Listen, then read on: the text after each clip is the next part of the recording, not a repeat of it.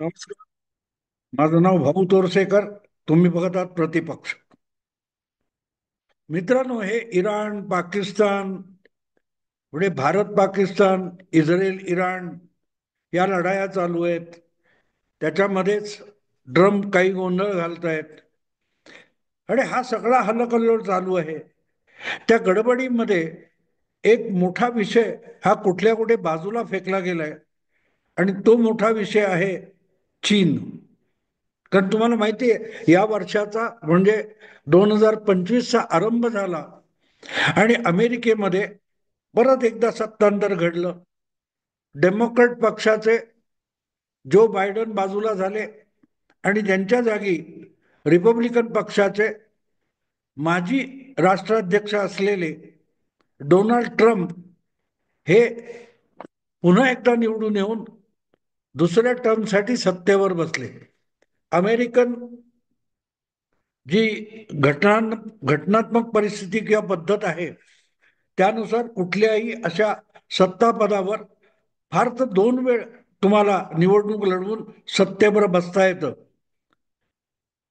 2016 पासून 20 पर्यंत अमेरिकेचे अध्यक्ष असलेले डोनाल्ड ट्रम्प हे 2020 मध्ये निवडणूक हरले आणि त्यांच्या जागी ओबामा यांचे उपाध्यक्ष असलेले सहकारी जो बायडन हे राष्ट्राध्यक्ष म्हणून निवडून आले आणि त्यामुळे मधली 4 वर्ष ट्रम्प यांना गोत्यात घालण्याचा भरपूर प्रयत्न झाला होता आणि त्यामुळे एक प्रकारच्या सूडबुद्धीने प्रवृत्त होऊन डोनाल्ड ट्रम्प हे परत एकदा निवडणुकीच्या तयारीला लागले.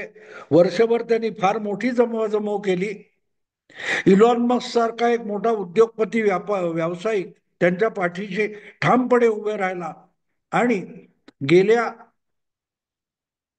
6-8 महिन्यामध्ये परत एकदा चमत्कार घडून ट्रम्प अध्यक्ष झाले आणि आता जवळजवळ 5 महिने झालेले आहेत.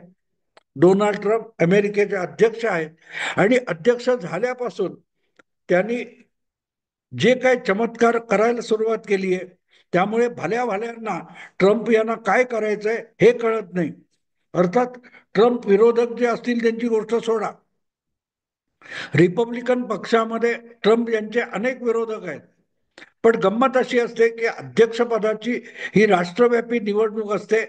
ती जिंकण्यासाठी खूप मोठा आटापिटा करावा लागतो. एका बाजूला आपली साधन वगैरे असतात ती अधिक पक्ष संघटना, या सगळ्यामध्ये ट्रम्प जिंकून आले खरंय, पण एकाच वेळेला जागतिक आणि अंतर्गत अमेरिकन राजकारणामध्ये ट्रम्प यांनी जो धुमाकूळ केलेला आहे त्यामुळे त्यांचे विरोधक जगातले असोत किंवा अमेरिकेतले असोत यांना ट्रम्प यांना काय सध्य करायचंय त्याचा अंदाज येत नाही.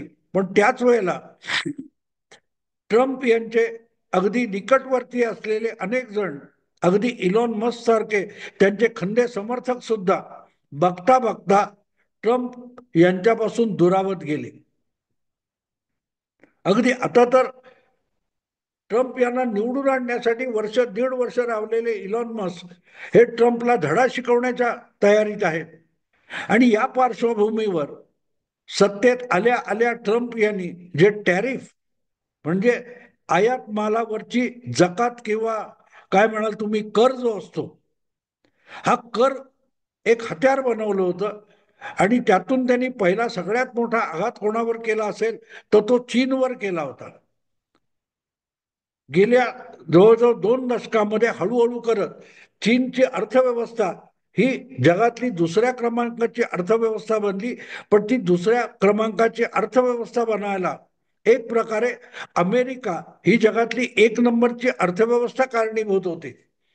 हळूहळू करत अमेरिकेत लागणारा माल आणि अमेरिकन कंपन्यांना बनवायचा होता जो माल, त्यासाठी अमेरिकेतली जी श्रमिक व्यवस्था होती ती परवडण्याशी झाल्यामुळे अमेरिकन कंपन्यांना आणि बहुतांश बहुराष्ट्रीय कंपन्यांना चीन ही एक नवी व्यवस्था मिळाली, जिथे स्वस्तातली मजुरी आणि प्रचंड सोप्या पद्धतीने कायदे वगैरे वळवून वाकून एक नवी उत्पादक व्यवस्था चीनमध्ये उभी करण्यात आली आणि त्यातून भले तुटपुंज उत्पन्न मिळत असेल तरीही चीन खुश होता. याचं कारण चीनमध्ये गुंतवायला भांडवल नव्हतं आणि कोट्यवधी हातांना काम हवं होतं. आणि या गडबडीत बघता बघता चीन या जगातल्या प्रत्येक बाबतीत उत्पन्नाचं एक केंद्र बनलं. आणि युरोप असो भारत असो युरोप असो भारत असो आशिया असो आफ्रिका असो दक्षिण अमेरिका असो या सगळ्यांना उत्पादित ग्राहक वस्तूंचा पुरवठा करणारा देश अशी चीनची ख्याती झाली. आणि त्यातून जो प्रचंड प्रमाणावर पैसा चीनकडे जमा होत गेला त्यातून चीन ही जगातली 2 नंबरची अर्थव्यवस्था बनली. जपान जर्मनी वगैरे अनेक युरोपातले अनेक देश त्यांना मागे टाकत चीन झपाट्याने गेल्या 2-3 दशकामध्ये जगातली दुसरी अर्थव्यवस्था बनला.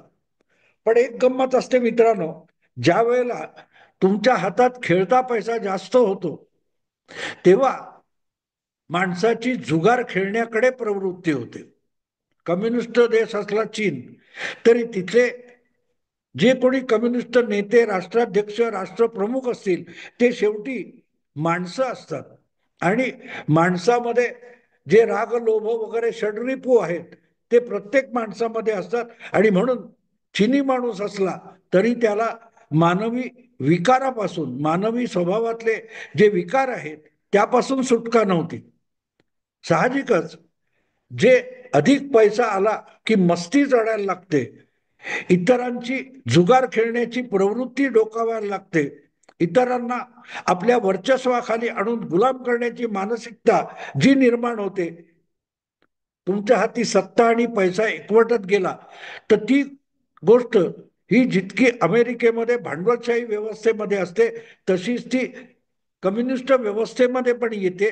याचं कारण अमेरिकेमध्ये निदान लोकशाही आहे. सत्तेत किंवा उत्पन्नात बसलेला एखादा श्रीमंत पैसेवाला याला बाजूला पडणं अमेरिकेत जितकं सहज शक्य आहे तेवढं चीनमध्ये नाही. याचं कारण सत्ता आणि अर्थ या दोन्ही गोष्टीचं केंद्रीकरण इतकं सत्ताधाऱ्यांच्या हाती होतं की त्यांना आपण म्हणजेच परमेश्वर झालो असं वाटायला लागतं. आणि तीच गोष्ट सोव्हिएत युनियनची झाली होती दुसऱ्या महायुद्धानंतर. हळूहळू करत युरोपातले अनेक वसाहतवादी देश म्हणजे ब्रिटन असेल फ्रान्स असेल डच पोर्तुगाल वगैरे वगैरे यांची साम्राज्य खिळखिळी होत असताना दुसऱ्या महायुद्धानंतर जी एक नवी व्यवस्था जगात निर्माण झाली त्यामध्ये अमेरिका आणि सोव्हिएट कम्युनिस्ट देश किंवा कम्युनिस्ट सत्ता सोव्हिएत युनियन या जगातल्या महासत्ता बनून गेल्या. आणि मग त्यांनी आपल्याकडे असलेल्या सत्ता पैसा आणि शस्त्रसामुग्री यांच्या बळावर जगात एक नवी आपल्या मुठीत राहणारी व्यवस्था निर्माण करण्याची तयारी सुरू केली. त्यातून शीतयुद्ध छेडलं गेलं. एक तर तुम्ही अमेरिकनच्या बाजूचे असता किंवा सोव्हिएत युनियनच्या बाजूचे असता. आणि याच्या पलीकडे असलेले सरंजामशाही देश होते. मग व्हिएटनाम असतील चीन असेल तिथे देखील प्रस्थापित संस्थेविरुद्ध सत्तेविरुद्ध जे बंड पुकारलं गेलं त्यातून चीनचा उदय झाला होता.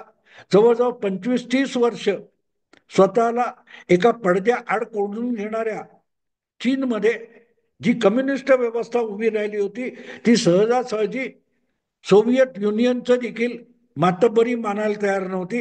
आणि त्यामुळे सोव्हिएत युनियनचा अस्त होत असताना चीन ही एक नवी कम्युनिस्ट व्यवस्था अमेरिकेच्या मदतीने उभी राहिली. हा फरक आहे की कम्युनिझम हा कॅपिटलिझमच्या विरुद्ध असतो म्हणतात, पण चीन मधली जी कम्युनिस्ट व्यवस्था होती त्यांनी आपली दरवाजे थोडे किलकिले केले, आपल्या खिडक्या दरवाजे जरा मोकळे केले उघडे केले आणि आर्थिक भांडवलशाही करणाऱ्या कंपन्यांना चीनमध्ये स्थान दिलं आणि प्रत्येक गोष्टीचं राष्ट्रीयकरण यातून थोडं अंग मागे घेतलं तर बघता बघता चीन प्रचंड लोकसंख्येमुळे कष्टकऱ्यांच्या लोकसंख्येमुळे इतका भरभराटीला आला की बघता बघता ज्या अमेरिकेच्या मदतीने चीन अर्थकारणात उभा राहत गेला त्याच अमेरिकेला आव्हान देण्याइतकी चीन ही एक महाशक्ती होऊन गेली. चीन ही एक महाशक्ती होऊन गेली. आणि मग परिस्थिती अशी होते की महाशक्ती झाल्यानंतर सत्ता केंद्रित असलेला म्हणजे चीन नावाचा पक्ष नाही, चीन नावाचा देश नाहीये. चीन म्हणजेच चीनची कम्युनिस्ट पार्टी. विचित्र गोष्ट लक्षात घ्या, चीनमध्ये एखादा माणूस जन्माला येतो तेव्हा त्याच्यावर सक्ती आहे की त्याने चीनी कम्युनिस्ट पक्षाचा सदस्य असलंच पाहिजे. तुम्ही जन्म नंतर घेता, पण तुम्ही आईच्या उदरात असता तेव्हापासून तुम्ही कम्युनिस्ट पक्षाचे सदस्य असता. त्यामुळे चीनमध्ये राष्ट्रीय सेना किंवा राष्ट्रीय लष्कर नाहीये. ज्या लाल सेनेने कम्युनिस्ट पक्षाच्या लढाऊ एक शाखा होती, ज्याला त्यांनी लाल सेना किंवा रेड आर्मी असं नाव दिलेलं आहे. त्या रेड आर्मीची निष्ठा ही चीन नावाच्या देशाबरोबर नाहीये. त्यांची निष्ठा किंवा त्यांची लॉयल्टी ही चिनी कम्युनिस्ट पक्षाला आहे. आणि म्हणून चिनी कम्युनिस्ट पक्षाकडे या लष्कराचं नेतृत्व जातं किंवा निष्ठा जाते. त्यामुळे चीन हा देश नाहीये, चीन हा एक पक्ष आहे जो कम्युनिस्ट पक्ष आहे. आणि त्यामुळे चीनी सगळ्या अर्थकारण आणि सामाजिक जीवन सगळ्यावर कम्युनिस्ट पक्षाचं वर्चस्व आहे. आणि अशा एकछत्री एककेंद्री नेतृत्वाकडे किंवा व्यक्तीकडे जेव्हा सगळी सत्ता सगळं अर्थकारण केंद्रित होतं, तेव्हा त्याला आपण देव बनलो असं वाटलं तर नवल नाही. कारण आपल्याला करोडोची 100 कोटीपेक्षा अधिक जी चिनी जनता आहे ती पण आपल्याला धक्का लावू शकत नाही असं जेव्हा चिनी अध्यक्षाला वाटतं, तेव्हा त्यातून एक नवी परिस्थिती निर्माण होते आणि तो देव असल्यासारखा वागायला लागतो. शी जिनपिंग यांची अवस्था तीच होती. माओ नंतरच्या काळामध्ये जेव्हा डेंग नावाचा नेता निर्माण झाला, त्याने ही थोडी सैल अर्थव्यवस्था सैल राजव्यवस्था निर्माण केली होती, ज्याच्यामध्ये साधारण 8 ते 10 वर्षांनी काहीतरी मुदत ठरवली होती. त्यानंतर नेतृत्व बदललं जाईल. पण ते बदलता बदलता 2 नेत्यांनी ती गोष्ट कंटिन्यू केली. पण शी जिनपिंग ज्या वेळेला देशाचे किंवा कम्युनिस्ट पार्टीचे सर्वोच्च नेता झाले, ते पहिले नेता असे होते की ज्यांनी चिनी कम्युनिस्ट क्रांतीमध्ये भाग घेतलेला नव्हता. माओ बरोबर ज्या नेत्यांची जडणघडण झाली होते ते झाओ जियांग किंवा असे काय काय ते जिंताओ नावाचे जे शी जिनपिंगच्या आधीचे राष्ट्रप्रमुख होते, ते प्रत्यक्ष चिनी कम्युनिस्ट क्रांतीमध्ये सहभागी होते. पण शी जिनपिंग हा क्रांतीमध्ये भाग न घेतलेला असा नेता होता. आणि तो जेव्हा चीनचा अध्यक्ष बनला किंवा चिनी कम्युनिस्ट पक्षाचा अध्यक्ष बनला, तेव्हा त्याच्या हाती सगळी सत्ता केंद्रित होत गेली. आणि अशी केंद्रित झालेली जी सत्ता असते, तिने जर ती सत्ता आणि ते सत्ता केंद्र उभारायला मदत केलेली नसेल तर त्याला ती सत्ता नशा वाटायला लागते. जसं आपण राहुल गांधींकडे बघतो, काँग्रेसच्या हजारो कार्यकर्त्यांनी आपल्या कष्टातून जो पक्ष उभा केला त्याचा नेतृत्व गांधी घराण्याकडे गेलं. आणि हळूहळू करत ज्यांनी कुठलेही कष्ट घेतले नाहीत तरीही त्यांच्या हाती सत्ता केंद्रित झाल्यानंतर ती सत्ता मिळवण्यामधली श्रम आणि मेहनत माहिती नसलेले माणसं त्याचा वापर जुगारासारखं करायला लागतात. तो इंदिरा गांधींनी थोड्या प्रमाणात केला, राजीव गांधींनी अधिक प्रमाणात केला. आणि त्यांची पत्नी, जिचा भारतीय आंदोलनाशी संघर्षाशी स्वातंत्र्य चळवळीशी काडीचाही संबंध नव्हता, तिच्या हाती संपूर्ण काँग्रेसची धुरा गेली. आणि आता आपल्या लाडक्या मुलासाठी त्यांनी काँग्रेस नावाचा पक्षाला शतायुषी पक्षाला एक खेळणं म्हणून सोपवलंय.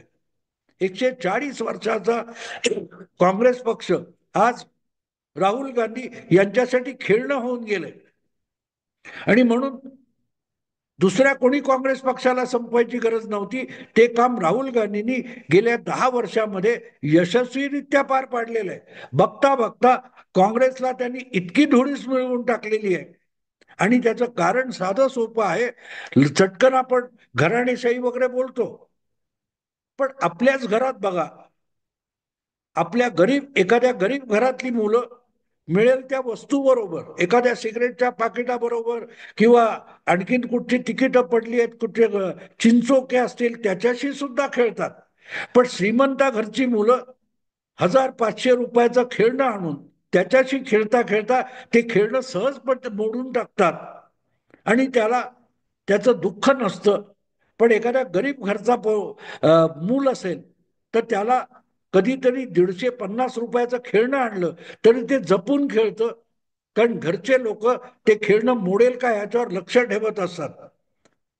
शी जिनपिंग यांनी चीनच्या कम्युनिस्ट क्रांतीमध्ये भाग घेतला नव्हता, पण ज्या वेळेला ती पिढी संपली आणि शी जिनपिंग यांना आयती केंद्रीभूत सत्ता मिळाली, त्याच्याबरोबर प्रचंड मोठी अर्थव्यवस्था मिळाली, तेव्हा त्यांच्यामधला हा बालिशपणा किंवा जुगारी प्रवृत्तीचा भाग हा उफाळून आला तर नवल नाही. आपण शी जिनपिंग आहोत म्हणूनच महान आहोत आणि आपल्याला कोणी शहाणपण शिकवू नये ही धारणा निर्माण होते.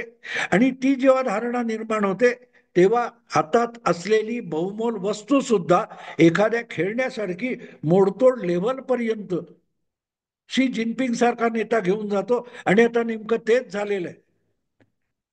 आधीच्या पिढ्यांनी 2-3 दशकामध्ये जी प्रचंड संपत्ती निर्माण केली किंवा कमाई केली आणि चीनला एक जागतिक अर्थसत्ता आणि महासत्ता बनवलं, त्यातून जी गंगाजळी निर्माण झाली होती ती शी जिनपिंग यांनी आपल्या महत्वाकांक्षेसाठी जगाच्या वेगवेगळ्या देशामध्ये नको त्या प्रकारे गुंतवली. श्रीलंका असो, म्यानमार असो, बांगलादेश असो, पाकिस्तान असो आणि अगदी आफ्रिकेतल्या देशापर्यंत अब्जावधी डॉलर्स शी जिनपिंग यांनी बेल्ट अँड रोड इनिशिएटिव्ह या नावाने असे गुंतवले की त्या देशांचं कल्याण पण झालं नाही आणि त्यातून चीनसाठी महासत्ता व्हायला काही मांडलिक राज्य सुद्धा उभी राहिली नाही. गेल्या 50-60 वर्षामध्ये चीनी सेना दिसायला आहे पण ती लढलेली नाही. त्यामुळे प्रत्यक्ष लढायची वेळ आली तर बघता बघता चीन जमीनदोस्त होऊ शकेल इतकी परिस्थिती आहे. आणि त्यामुळेच डोनाल्ड ट्रम्प यांनी अचानक चीनी मालावर, चीन उत्पादित मालावर जेव्हा प्रचंड टॅरिफ लावायचं ठरवलं तेव्हा बघता बघता चीनचा उभा राहिलेला सगळा इंडस्ट्रीयल डोलारा, औद्योगिक डोलारा कोसळत गेला अमेरिकेच्या. आणि जगातून येणाऱ्या ऑर्डर्स बंद झाल्यामुळे धडाधड एकामागून एक चीनमधले अनेक सरकार नियंत्रित कारखाने बंद पडत गेले. आणि आज चीनमध्ये बेकारीची संख्या कोट्यवधी झालेली आहे. सगळी श्रीमंती ही शहरामध्ये केंद्रित होती आणि ती शहर बघता बघता पत्त्याच्या बंगल्यासारखी कोसळताना दिसत आहे. आणि त्याला सगळ्यात मोठा दणका कुठून बसला असेल तर तो आपल्या ऑपरेशन सिंदूरमुळे बसलेला आहे. चीनी पैशावर आणि चीनी हत्यारावर विसंबून असलेल्या पाकिस्तानच्या दहशतवादाला धडा शिकवण्यासाठी भारताने जेव्हा ऑपरेशन सिंदूर ऑपरेट केलं तेव्हा चीनी बनावटीची सगळीच्या सगळी शस्त्रसामुग्री आणि सुरक्षा व्यवस्था बघता बघता अक्षरशः पाला पाचोळ्यासारखी उडून गेली. पाकिस्तानवर आपण इतका यशस्वीरित्या अल्पकालीन हल्ला करून पाकिस्तानला जायबंदी करून टाकलं. ते प्रत्यक्षात पाकिस्तानच्या वापरातली हत्यारं असली तरी ती चीनी बनावटीची होती आणि ती किती फुसकट होती हे ऑपरेशन सिंदूरमुळे जगाच्या लक्षात आलं. आणि चीनच्या ग्राहकोपयोगी वस्तूच्या उद्योगाबरोबरच शस्त्र निर्मिती उद्योगालाही धक्का बसलेला आहे. पाकिस्तानची एअर डिफेन्स व्यवस्था भारतीय सेनेने उद्ध्वस्त केली. त्यामुळे जगातून चीनच्या या एअर डिफेन्स व्यवस्थेला मिळालेली मागणी संपलेली आहे. चीनच्या क्षेपणास्त्रांना लहान मोठ्या देशांकडून मिळणारी मागणी होती ती ऑपरेशन सिंदूरमुळे संपली. कारण चीनी बनावटीची जी क्षेपणास्त्र पाकिस्तानने भारतावर सोडली त्यातल्या एकानेही भारताचं कुठलंही नुकसान केलं नाही. उलट ती सगळी भारतावर पाकिस्तानने सोडलेली चीनी क्षेपणास्त्र बघता बघता दिवाळीच्या फटाक्यासारखी भारताने पाडून टाकली. चीनी बनावटीची विमानं सुद्धा भारताकडून जमीनदोस्त झाली आणि त्यामुळे चीन ग्राहकोपयोगी वस्तूकडून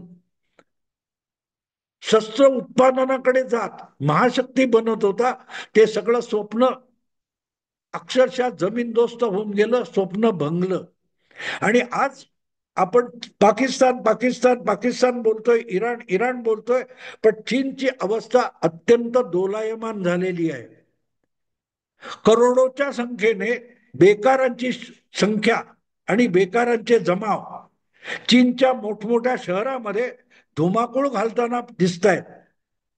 कम्युनिस्ट पार्टी विरुद्ध आंदोलन करण्यापर्यंत या बेकार जमावांची अवस्था गेलेली आहे. सुखवस्तू होण्याचं अनुभव घेतलेले, चव चाखलेले हे जमाव आता चीनी सत्तेला आव्हान द्यायला लागलेत. आणि त्यामुळे जितकी डळमळीत अवस्था पाकिस्तानमध्ये आहे तितकीच इस्रायली हल्ल्यानंतर इराणमध्ये झालेली आहे. आणि बघायला गेलं तर चीन म्हणजे पोखरलेला समाज आणि पोखरलेली अर्थव्यवस्था महासत्ता आहे. भारताच्या विरोधात थोडी जरी आगळीक चीनने केली आणि भारताने पाकिस्तान सारखा चीनला धडा शिकवायचा निर्णय केला तर बघता बघता चीन ढासळून पडू शकेल. अमेरिकेला आव्हान देऊ शकणारी अर्थव्यवस्था आणि महासत्ता ही जी बिरुदावाली चीनची आहे ती बघता बघता जमीनदोस्त होऊन जाऊ शकेल. आणि म्हणून ऑपरेशन सिंधू नंतर पाकिस्तान जमीनदोस्त झालाय, पण कुठल्याही क्षणी चीन सुद्धा जमीनदोस्त होण्याच्या अवस्थेत आहे. जसं वाळवीने पोखरलेल्या एखाद्या वस्तूला, कपाटाला, दरवाजाला तुम्ही हात लावला तर धडामकन ते सगळं कोसळून पडतं, तशी चीनची अवस्था आहे. हा विषय मी वेगळा मांडणार आहे, पण एक तुम्हाला त्याची ओळख म्हणून सांगितलं की चीन आज सगळ्यात भेदरलेला आणि घाबरलेला देश आहे. भारताला पाकिस्तान घाबरलेला नाही, कारण उद्ध्वस्त होण्यासारखं पाकिस्तानकडे काय नाहीये, पण चीनकडे दबदबा आहे, नाव आहे. तो सगळा देखावा किती आहे हे चीनलाही माहितीये आणि भारतालाही माहितीये.